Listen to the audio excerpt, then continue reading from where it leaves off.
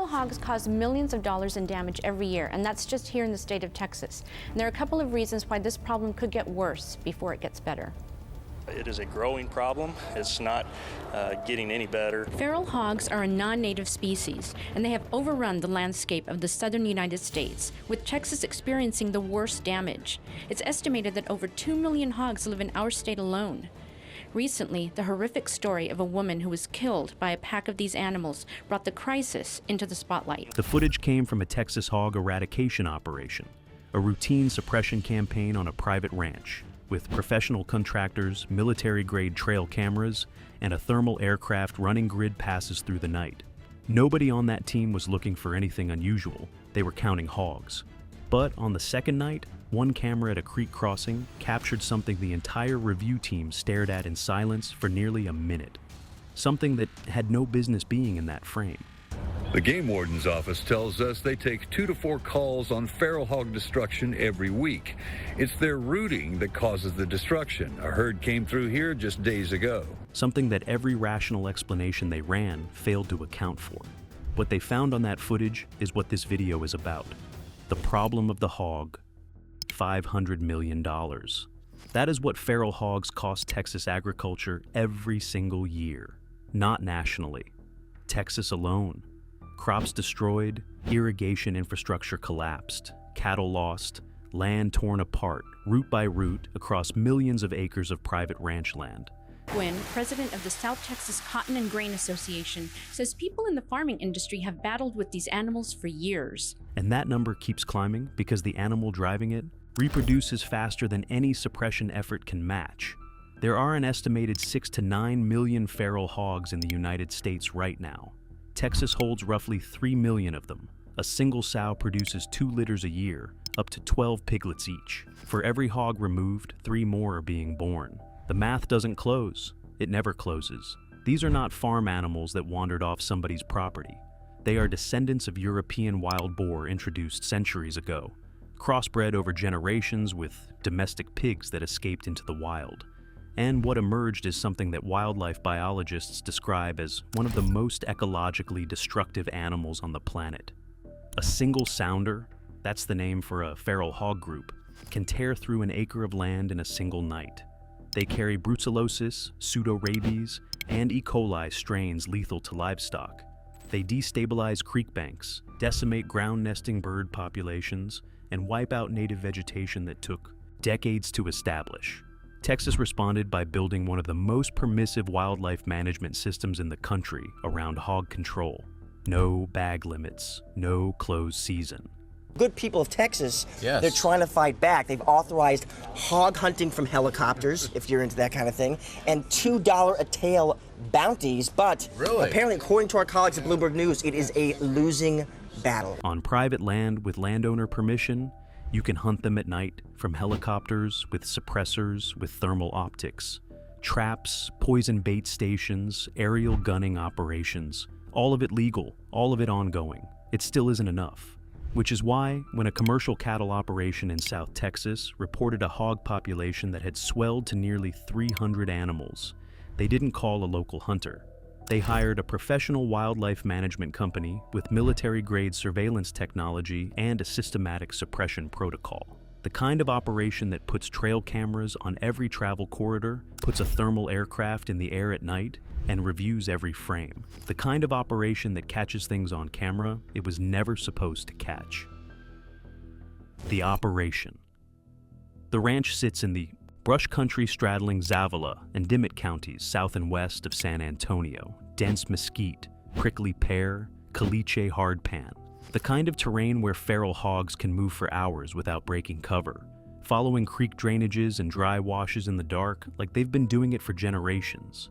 The wildlife management company deployed what they call a grid surveillance package, cellular trail cameras positioned at known hog travel corridors, creek crossings, sendero edges, water sources, feeder stations. These were supplemented by a fixed-wing aircraft running thermal imaging passes over the property at night, mapping hog movement patterns before ground teams moved in.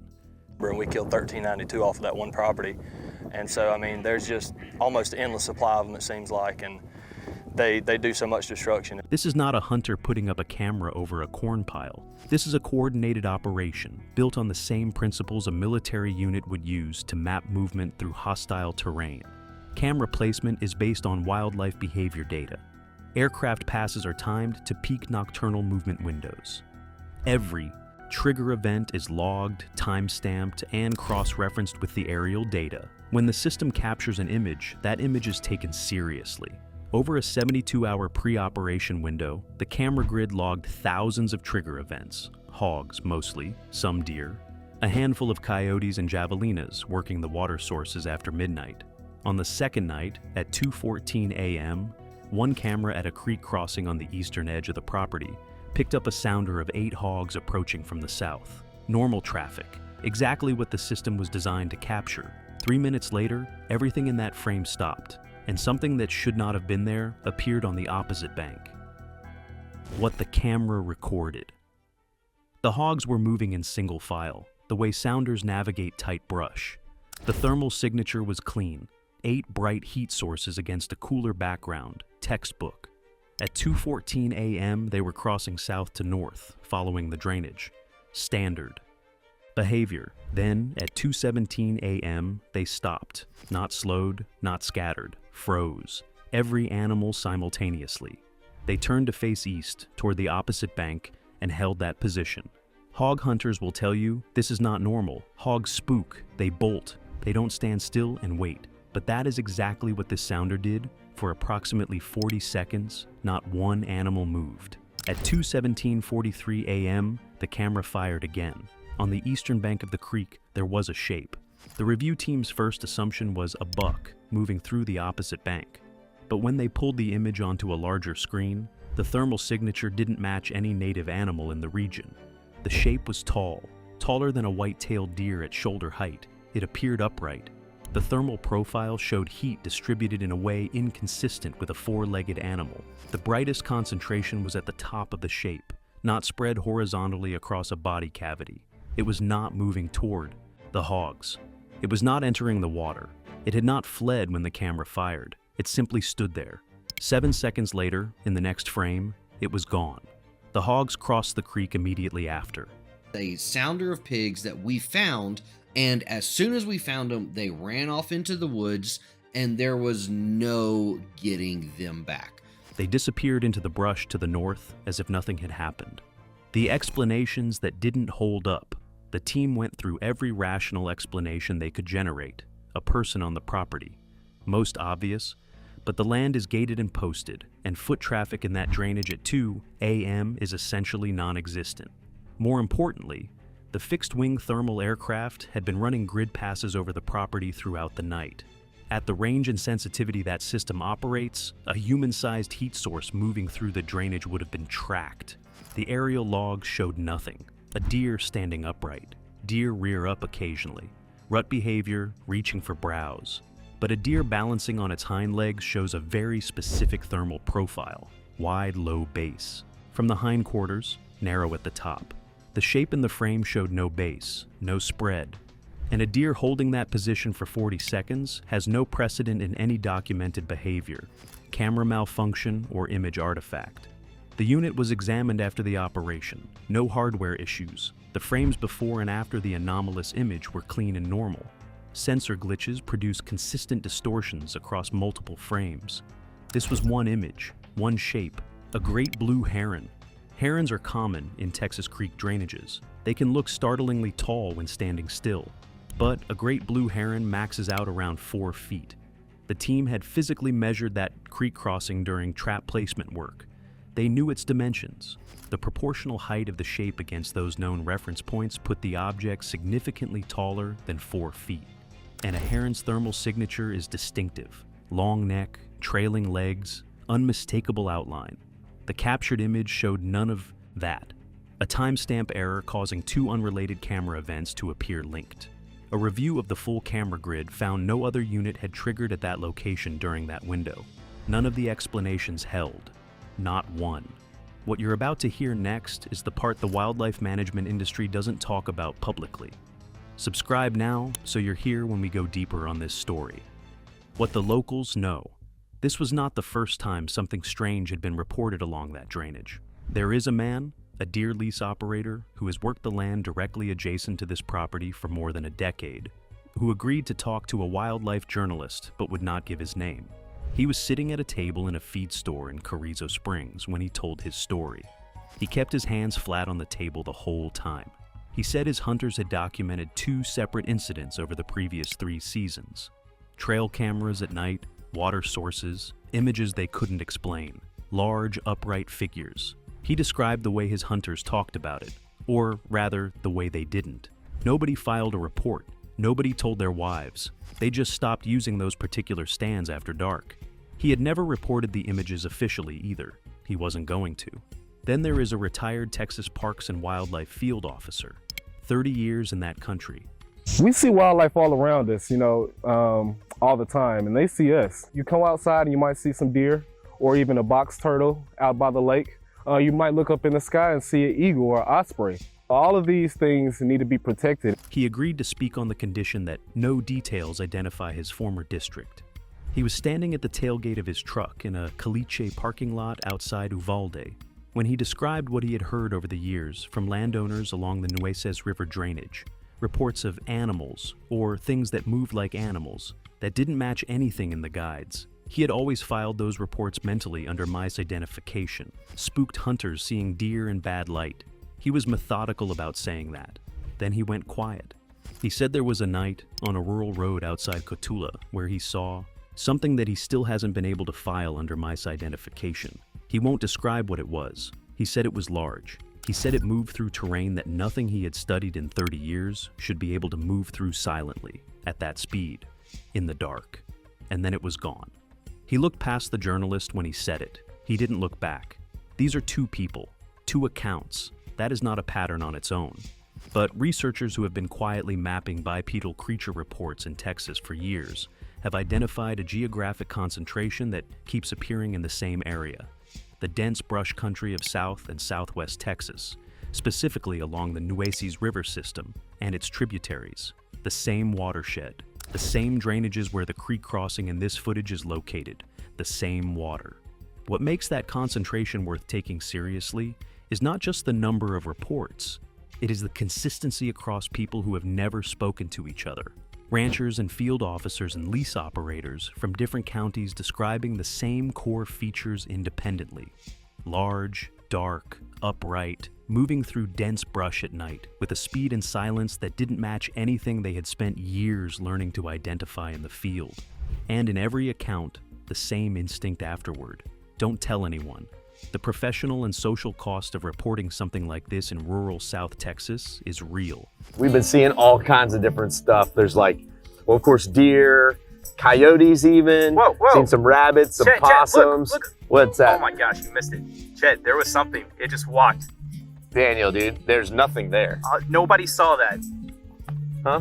Yeah. It's late, man. You're imagining things. These are people whose credibility is built on their ability to read landscape and wildlife accurately. A rancher who says he encountered something large and unidentified walking upright along a creek drainage doesn't get taken seriously at the feed store the next morning, so they stay quiet. They change their routines. They stop using certain pastures after dark without explaining why. The reports accumulate anyway, not in databases, not in official records. In conversations you only hear if you spend enough time in that country asking, "You want the right questions." The thermal question. Here is what matters about how this camera works. The units deployed in this operation are not consumer trail cameras. They use high-sensitivity passive infrared detection, calibrated for ranges up to 60 feet in typical South Texas night conditions. Low humidity, ambient temperatures in the upper 50s to mid-60s Fahrenheit. At those temperatures, a large warm-bodied animal produces a sharp, high-contrast thermal signature. The shape of that signature tells you a lot. Where the heat concentrates, how it distributes. Trained reviewers can identify species from thermal profile alone with high reliability. What the team saw in the anomalous frame was a signature one reviewer called concentrated and column-shaped. A deer or hog distributes thermal mass horizontally across its body cavity. This shape presented heat vertically, a column, brightest at the top. That's not how four-legged animals look on thermal. The footage was shared with two wildlife biologists who had no connection to the operation. Both declined to go on record. One of them, a woman with field experience across 3 states, reviewed the frame, reviewed the surrounding captures, reviewed the camera logs. She said the image was legitimately unusual. She said it without hesitation, and then she didn't say anything else about it. That's not a scientist who found an explanation and chose not to share it. That's a scientist who looked at the data and couldn't close the gap. Neither could anyone else. The broader pattern. Texas is not the only state where this is happening.